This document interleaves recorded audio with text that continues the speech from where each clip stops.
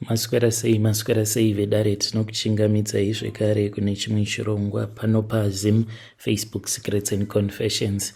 Tadzoka zvekare nemamwe mamessages. Rekedzai tibva tapinda mumamessages edu atadzoka takakubatirai.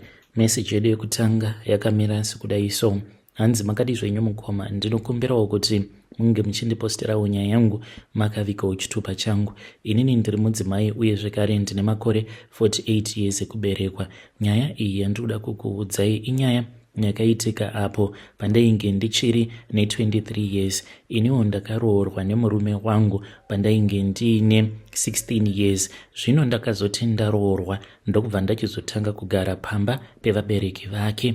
Iye murume wangu ainge ari musoja, saka aipota achiuya. Ndakabva ndachizotanga kuwirirana neumwe munext door wavamwene vangu, but vainge vakavengana. Sezvo inini navamwene vangu tainge tagara takavengana kubva zvavainge vakazviziva kuti ndainge ndava kufambidzana nemwana wavo, vakabva vatoya kumba kwedu vachipopota vachiudza amai vangu kuti inini I did not deserve kuti ndinge ndichizoroorwa nemwana wavo. Asi sezvisinei ndakati ndabatira pamuviri ndokubva ndachizodzingwa pamba nevabereki. Kwava kutizira vakandishoropodza, vakandituka, vakanditukira zvekare nevabereki vangu vachiti hakuna munhu anotizira ari ega. Asi sezvisinei murume wangu ainge achindida ndokubva tatanga kugara tese. Ndingangoti wiki rekutanga tainge tichingogarawo mumain house, asi vakabva vachizoti isu taifanira kuti tinge tichizonogara kuBoy Sky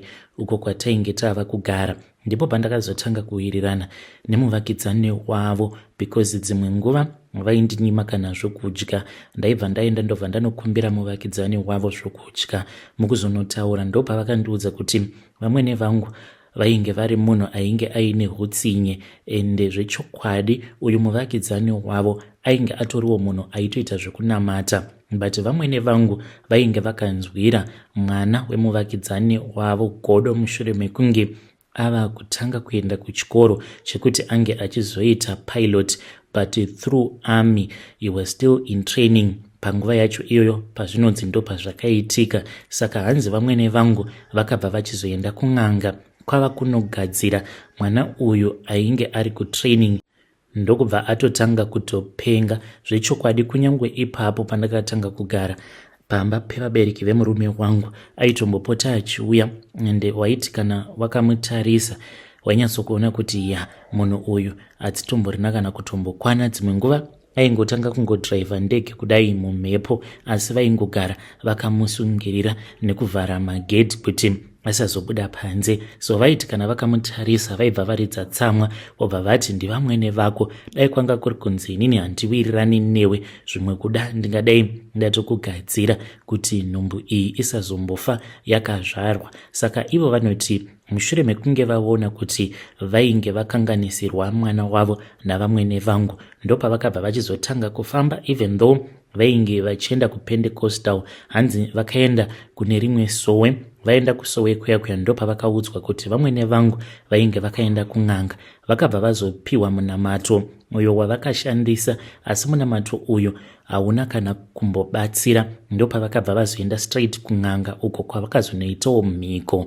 Saka vamwene vangu ivo nekungwarisa vakabva vachizonoita go back to sender, but vakazonoita go back to sender iyi pamwana wemunin'ina wavo uyo akazoshayika, but ainge achitopenga. Saka ndakatanga kuwirirana naye muvakidzani uyu wavamwene wangu kuzonosvika ava kuenda neni kun'anga, achiti ainge aine mumwe mushonga waainge achida kuti ndinge ndichizopiwa, sezvo dzimwe nguva ndainge ndichinetsana nemurume wangu. So ndakaenda kuya zvechokwadi mukoma ndokubva ndapiwa mimwe mishonga iyo yandainzi ndinopota ndichifukira kana ndichiziva kuti murume wangu ari kuuya sanhasi. Ndaibva ndageza, ndapedza kugeza ndobva ndafukira. Kana auya paya tobva tachizorara tose. Nekufamba kwenguva ndainge ndava kungoramba ndichiendako kun'anga kuya ndichinobatsirwa, zvekuti takasvika pakuwirirana nen'anga yacho iyoyo. Then one day ndakati ndaenda kuya, it was after murume wangu abva mukudzingwa basa. We were now struggling, tainge tisisina kana chokudya, apa vamwene vangu vachitaura zvavainge vachinzwa kuda, vachiti ndini ndainge ndakaunza mweya wejambwa nemunyama mulife yemwana wavo. Before I had met him, hanzi ainge achirarama upenyu hwainge hwakaropafadzwa, and aiva munhu ainge aine chipo chekungobata mari out of nowhere. Saka ipapo ndakaona kuti zvainge zviri nani kuti tinge tichitsvaka kwedu kwataikwanisa kunogara zvedu, so that ndike ndichizowana peace of mind. Ndakabva ndachizowana imba, murume ndokubva amboramba, but because of pain ndakangoita hangu move out, ndokubva azonditevera. Sezvisinei ndakabva ndachizotsvakirwawo basa nomumwe musikana uyo wandainge ndakaenda naye kucollege. Akanditsvakira basa, asi ndakatoita sekunge ndainge ndakanganisa, because vamwene vangu vainge vava kuudza mwana wavo kuti kubasa ikoko ndainge ndava kuita zvechihure, zvinova zviri zvinhu zvainge zvichindirwadza, because ndainge ndichingoshingirirawo kuti ndinge ndichikwanisawo kubetserana nemurume wangu, sezvo iye ainge ava kutoita zvekutopusha zvingoro. Upenyu hwainge hwakaoma panguva yacho iyoyo.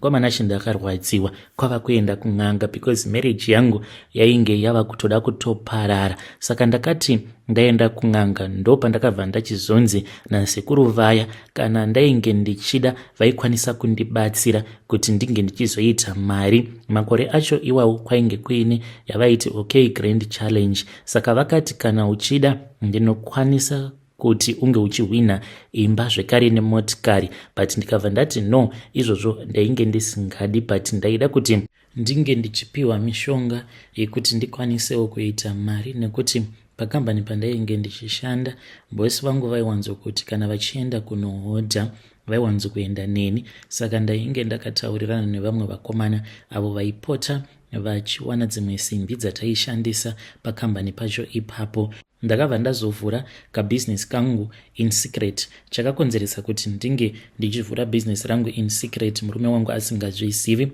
it was after tabva mukunetsana, and ainge ava kungoudzwa naamai vake kuti ndainge ndichimuhurira. Zvino mukomana she ndakazoti ndava neumwe wandainge ndichishanda naye uyo akazotiza nemari, ndikabva ndazobroka. Pandakaona kuti ndainge ndatobroka, ndo pandakadzokera kune n'anga iya. Ndainge ndichida kumugadzira uyu murume wandainge ndava kutora as a business partner, ndichida kuti iye ange achindibatsira sezvo ndainge ndiri munhukadzi. Zvimwe zvacho zvainge zvichizoda kuti unge uchizotungamidza munhurume pamberi, iwe uri kumashure, even though riri business rako, but akabva azotiza nemari. Ndakaenda kuna sekuru vaya, vakabva vati there was no need nekuti ndiswere ndichinetsana nemutorwa, nekuti nyaya yainge iripo ndeyekuti mamwe mafuta avainge vakandipa elaki andakangozora ndikabva ndangoramwa ndichiona sekunge ainge asingashandi, vakati ainge akapanduka chikatoita chinhu. Havana kuti chikwambo panguva yacho iyoyo, vakangoti mafuta ako andakakupa iwewe wakamashora akapanduka akaita chimwe chinhu. Saka chinzwa nyaya iripo, iwewe uri kutofanira kutoti unge uchitounza murume wako muno mumudare. Panguva yacho iyoyo pavakanditi ndike ndichizoya nemurume wangu kwavari, handina kuzvinzwisisa. Vakangondipa mamwe masamba avakanditi ndinge ndichizomugadzirira tii, ndobva ndazoisa masamba acho iwawo. Vakati pane zvose zvatiri kufanira kuti tinge tichizoita mushure mekunge wamubikira tii inenge iine masamba awa, vakati unge uchizoona kuti mushonga wacho washanda paya mushure mekunge wabika tii, paunenge wava kukonzonga tii iyi kunyange usina kuisa mukaka, asi inofanira kuti inge ichizoita yewhite, even though masamba awa andiri kukupa akaita eblack. Zvechokwadi ndakamatora, vakanditi ndo zvainge zvichazokonzeresa kuti iye ange achizoita zvose zvandinenge ndichida kuti ange achizoita. So mushure mekunge ndamugadzirira tii iyaiya nemishonga, akabva atanga kunditeerera. Ndikabva ndamuudza kuti taifanira kuti tinge tichimboenda kunobetserwa sezvo tainge tava kuda kuti tinge tichiita umwe mwana zvichiramba. Ndini hangu uyo ndainge ndichienda ndichinobayiwa injection redhepo, so akabva achizobvuma ndokubva ndazoenda naye kuna sekuru vaya. Zvechokwadi takanopinda mumatare ndokubva achizobatiswa rimwe banga iro raakanzi ange achienda kunobaya paglazi, mushure mekunge paglazi apa paapia amai vake zvikanzi ndo vainge vachimuroya, but chainge chisiri chimumvuri chaamai vake, asi iye akatozvibaya, wainge uri mumvuri wake. So mushure mekunge azvibaya ndokubva usiku tazodzoka kumba, akabva achizotanga kubuda mututu. Ndakafonera vabereki vake ndikaenda kuchipatara, vakazotevera. Dzakazoti dzava kumapasti 4 ndokubva achizoshayika. Apa ndainge ndakanzi handaifanira kuti ndinge ndichieredza misodzi kana kuita sei. Mushure mekunge avigwa murume wangu, zvechokwadi ndakatanga kuita mari, ndikatenga imba, ndikatenga motikari, ndakaita mari kwekanguva kapfupi, but this was after ndabva muHarare ndikatanga kugara muBulawayo, sezvo ndainge ndisingadi kuti vanondiziva vange vachizoona kubudirira kwangu. Ndakagara kuBulawayo kwemakore nemakore, ndikazodzoka zvangu muHarare ndokubva ndachizotenga imwe stand, asi business rangu ndainge ndichingorirana, uye zvekare umwe munin'ina wangu ndiye ainge ava kumanager kushop kwedu ikoko. Asi zvakaitika parufu rwemurume wangu, vanhu vazhinji havo havana kukwanisa kuzviona, asi pane vamwe vatete vemurume wangu ndivo vega vakazviona, vakanyunyuta, vakava nemibvunzo yakawanda yavainge vachizvibvunza, asi takazovakasikira inini nen'anga yangu. Mushure mekunge taviga murume wangu, ivowo ndokubva vatevera. Vanhu vakangoti ndiye akadya mwana wehanzvadzi yake, zvino anga opfukirwa nemwana wehanzvadzi yake, asi vainge vasingatozvizivi kuti ndini ndainge ndauraya murume wangu. Vatete ava tainge tichiwirirana zvisingaiti, vakauya pandainge ndakagara ndokubva vati kwandiri, iwe uri kuonawo zvandiri kuona here? Ndikabva ndati kochi? Vakabva vanditi, tarira uone kune coffin remurume wako undiudze kuti uri kuonei.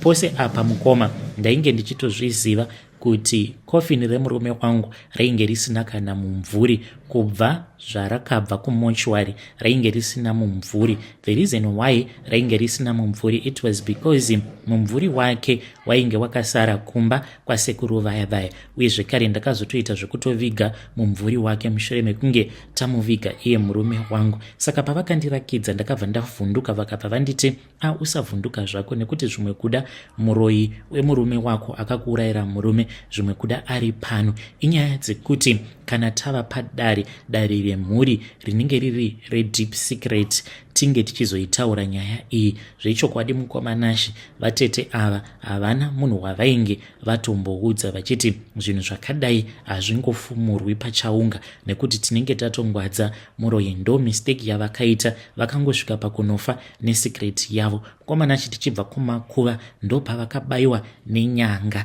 but nyanga iyi yakavabaya, ivo havana kukwanisa kuiona. Ndakatoiona ichitobhururuka mushure mekunge ndanyorera n'anga iya yamessage, ikabva yanditi usambonetsekana zvako, uyu ndinomupedzera chete. So tichibva kumakuva vainge vachifamba vari pamberi, ndikatoona nyanga yainge ichibhururuka, ikabva yauya ikabva yavabaya kumusana. Vakangoti ndiri kunzwa bayo, ndikuita sekunge ndakabatwa kumusana kwangu uku, ndokubva vatanga kurwara. Havana kana kuzomboitaura nyaya yacho iyoyo. So mukomana chimushure mekunge taviga murume wangu, ndo pandakazodzokera kumba kwen'anga. Takabva tachizoenda kumakuva, but emuno muHarare takaenda pane rimwe guva iro rainge ragara ratucherwa nechekare, zvichinzi mangwana acho kwainge kuine imwe mhuri yainge ichifanira kuti inge ichizouya kuzoradzika mufi wayo.